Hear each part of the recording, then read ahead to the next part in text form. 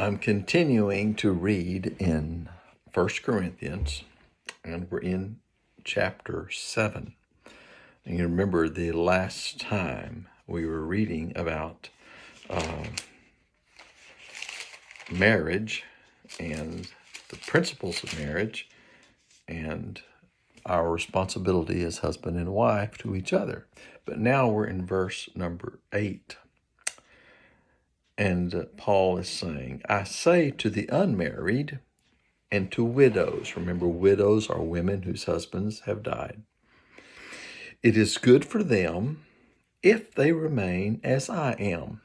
Paul was not married, so he's saying it's good if you cannot be married. But if they do not have self-control, they should marry, since it is better to marry than to burn with desire.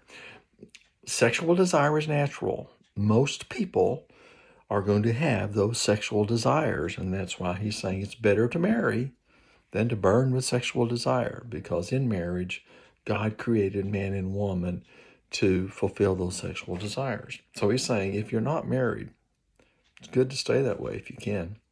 Verse 10, to the married, I give this command. Not I, but the Lord. He said the Lord is giving this command, not really me. A wife is not to leave her husband, but if she does leave, she must remain unmarried or be reconciled to her husband. So he says if she does leave him, she shouldn't get married again, or she should come back to her husband. And a husband is not to divorce his wife. See, God doesn't, this divorce that is so common in life today is not God's plan. Verse 12, but I, now Paul's saying, not the Lord, say to the rest, if any brother has an unbelieving wife and she's willing to live with him, he must not divorce her. He's saying it's better, but still God doesn't want divorce to happen. Verse 13, also, if any woman has an unbelieving husband and he is willing to live with her, she must not divorce her husband. Believing and unbelieving. We're talking about Christians married to non-Christians.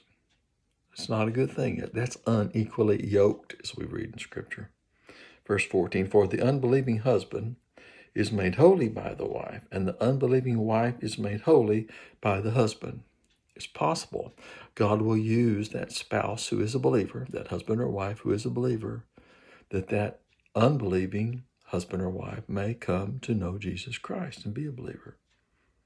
Verse says, continuing, otherwise your children would be unclean, but as it is, they are holy. And so he's saying that a believer and a non-believer that have children, those children, they're not guilty of, because of their parents' unbelief. It becomes their responsibility. Do they believe or not believe? Verse 15, but if the unbeliever leaves, let him leave. A brother or sister is not bound in such cases. God has called you to live in peace. So he said in verse 15, unbelievers and believers, it's because you should not have married in the first place. Paul is saying to leave an unbeliever and a believer, the separation there is not like two believers that are separating. I don't understand all of that, but that's what it's saying. Verse 16, wife, for all you know, you might save your husband. Husband, for all you know, you might save your wife. So believers and unbelievers that marry, God's plan, stay married. You might lead them into the presence of Jesus Christ. They too may come to know him.